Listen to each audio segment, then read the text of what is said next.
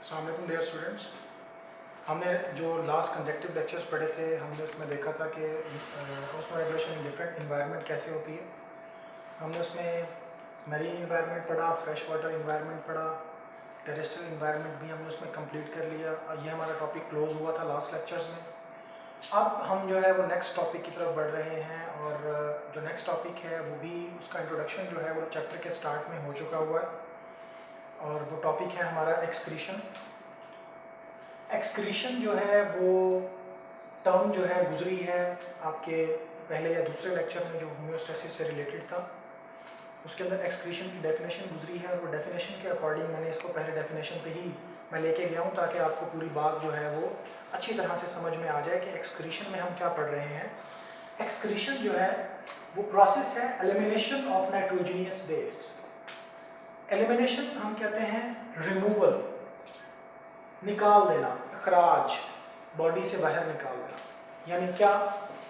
Elimination, निकाल देना nitrogenous waste, वो वेस्ट जो नाइट्रोजन पर मुश्तमिल हो, यानी उसमें सारी नाइट्रोजन ना हो, नाइट्रोजन के डेरिवेटिव्स हो सकते हैं, नाइट्रोजन हो सकती है डायरेक्ट, या कोई भी ऐसा कंपाउंड जिसके अंदर नाइट्रोजन शामिल हो, वो नाइट्रोजनियस वेस्ट कहलाती है। और वो वेस्ट क्यों है? क्योंकि वो हमारी बॉडी के या एनिमल्स की बॉडी के काम की नहीं होती। तो ये नाइट्रोजन हमारी बॉडी में कहाँ से आती है वो भी हम देखते हैं। फिर ये हमारी बॉडी से उसको निकाला कैसे जाता है वो भी आगे हम डिटेल से पढ़ने वाले हैं। तो अभी हम जो है वो सबसे पहले एक्सक्रीशन की डेफिनेशन को दोबारा देखते हैं। एक्सक्रीशन जो है वो है removal of nitrogenous waste from the body of the organisms. Organism की बॉडी से क्या कर देना? नाइट्रोजनियस वेस्ट को निकाल देना। अब एक बात आप ध्यान से जो है वो नोट करेंगे, अगर आपने नाइट्रोजनियस वेस्ट में से नाइट्रोजनियस का वर्ड निकाल दिया तो आपके एक्सक्रीशन की डेफिनेशन गलत हो जाती है। फिर वो सिंपल जो है वो रिमूवल ऑफ वेस्ट प्रोडक्ट है, वो एक्सक्रीशन नहीं है। एक्सक्रीशन को डिस्क्राइब करने के लिए या एक्सक्रीशन को फुली जो है एक्सप्लेन करने के लिए आपको ये नाइट्रोजनियस का वर्ड जो है वो यूज करना पड़ेगा।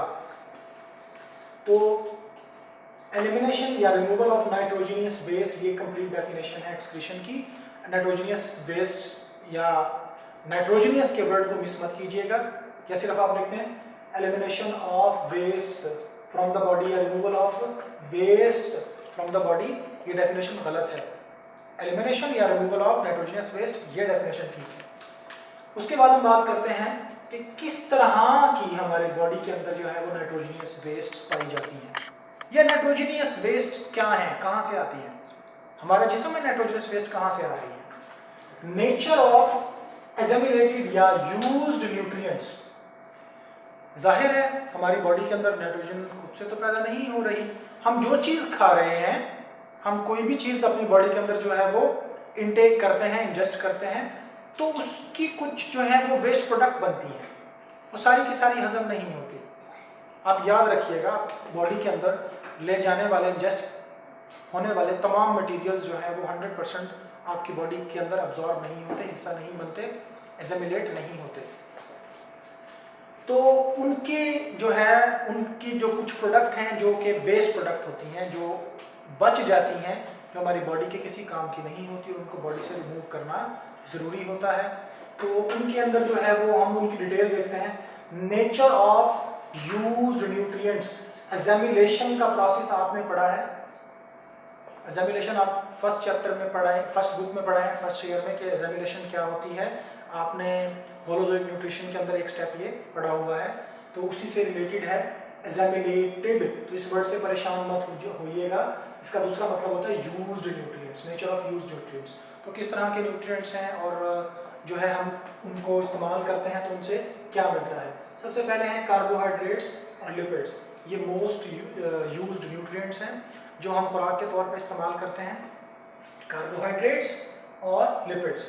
कार्बोहाइड्रेट्स आपने और लिपिड्स आपने दूसरे चैप्टर में फर्स्ट ईयर में डिटेल के साथ पढ़े, आप अच्छी तरह जानते हैं। ये कार्बोहाइड्रेट्स हम शुगर्स को कहते हैं, डिफरेंट फॉर्म ऑफ शुगर्स, और लिपिड जो है वो सारे के सारे इसमें ऑयल्स एंड फैट्स शामिल हैं। उसमें प्लांट और एनिमल्स के फैट्स दोनों तरह के शामिल होते हैं। तो ये जो है वो मोस्ट यूज्ड दोनों के दोनों कंपोनेंट्स हैं जो एनिमल्स अपनी बॉडी के अंदर लेकर जाते हैं, जिनको यूज़ करते हैं, और इन दोनों के नतीजे में जो है वो क्या पैदा होता है, वाटर पैदा होता है और कार्बन डाइऑक्साइड पैदा होती है। वाटर जो है वो हमारी बॉडी इस्तेमाल कर लेती है, और जबकि जो कार्बन डाइऑक्साइड है इसको बॉडी से बाहर रिमूव करवा दिया जाता है। और कार्बन डाइऑक्साइड के बाहर निकलने का प्रोसेस आप ग्लाइकोलाइसिस में डिटेल से पढ़ चुके हैं आपकी बॉडी के अंदर, और प्लांट में भी आपने कार्बन डाइऑक्साइड का रिमूवल का जो प्रोसेस है वो डिटेल में पढ़ा हुआ है। तो कार्बोहाइड्रेट और लिपिड्स जो है उनकी वो जो प्रोडक्ट है जो वो प्रोड्यूस करते हैं वो क्या है, जो पानी है, वाटर एंड कार्बन डाइऑक्साइड। तो ये दोनों जो है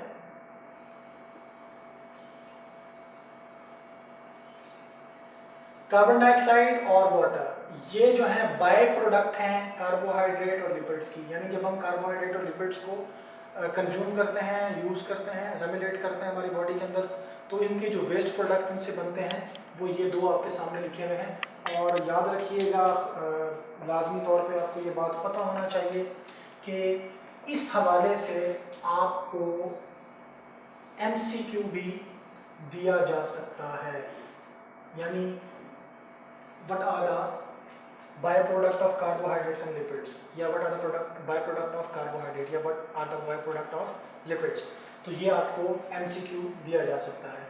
दूसरे नंबर पे अगर हम देखते हैं कि हमारी बॉडी के अंदर जो है वो हम यूज़ कर रहे हैं जिन प्रोडक्ट्स को, वो कौन सी हैं और उनसे क्या बनता है, प्रोटीन्स और न्यूक्लियोप्रोटीन्स। अब प्रोटीन्स बेसिक कंटेंट है हमारी फूड का। हम प्रोटीन को जो है वो मीट की फॉर्म में भी ले रहे हैं, हम इसको चिकन की फॉर्म में भी ले रहे हैं, हम इसको फिश की फॉर्म में भी ले रहे हैं, हम इसको सीरियल्स की फॉर्म में भी ले रहे हैं, हम इसको पल्सेस की फॉर्म में भी ले रहे हैं। There are lot of sources of protein. हम इसको एग की फॉर्म में भी ले रहे हैं। तो जो भी आपके कॉमन फूड है वो उसके अंदर प्रोटीन का बेसिक कंटेंट शामिल होता है। बेसिकली प्रोटीन्स, कार्बोहाइड्रेट्स और लिपिड्स, ये तीनों ही हमारी खुराक का जो है वो बड़ा हिस्सा है। हमारी खुराक जो है वो इन्हीं पर मुश्तमिल होगी। तो प्रोटीन्स भी हमारी बॉडी में जा रही है। और न्यूक्लियोप्रोटीन, आपने पढ़े हुए हैं न्यूक्लियोप्रोटीन पार्टिकल्स, आपको याद होगा, शायद आपको याद आ जाए कि न्यूक्लियोप्रोटीन पार्टिकल्स से हम उनका जिक्र नहीं कर रहे हैं, यहाँ पे हम न्यूक्लियोप्रोटीन्स की बात कर रहे हैं कि वो प्रोटीन जो न्यूक्लिक एसिड के अंदर शामिल होती हैं, तो हम उनको न्यूक्लियोप्रोटीन्स कह देते हैं। या इसको आप ऐसे समझें, न्यूक्लियोप्रोटीन ये एक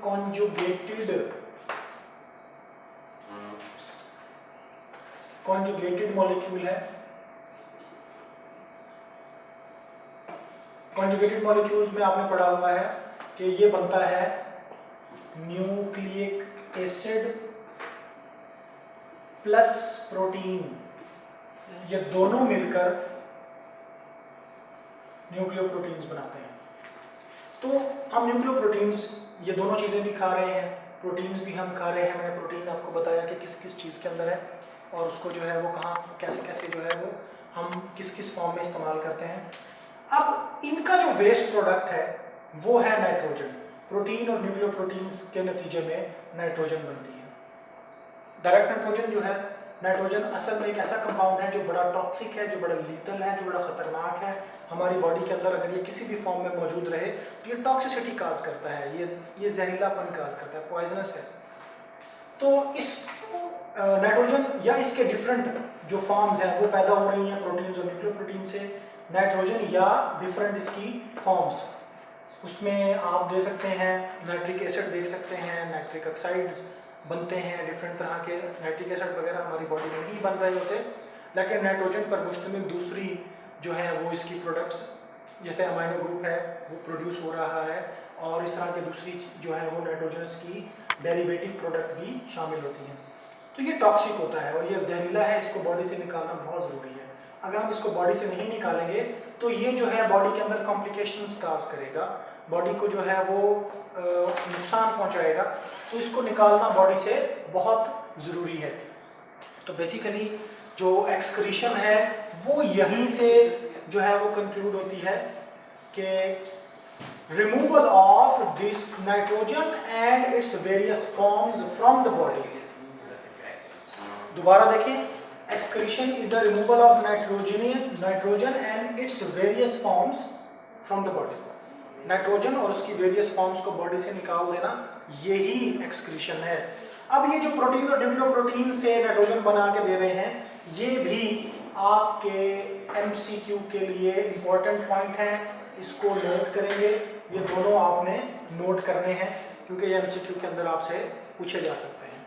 उसके बाद हम आते हैं एक्सक्रीशन इन प्लांट का एक छोटा सा रेफरेंस दिया हुआ है एक्सक्रीशन के कॉन्टेक्स्ट में।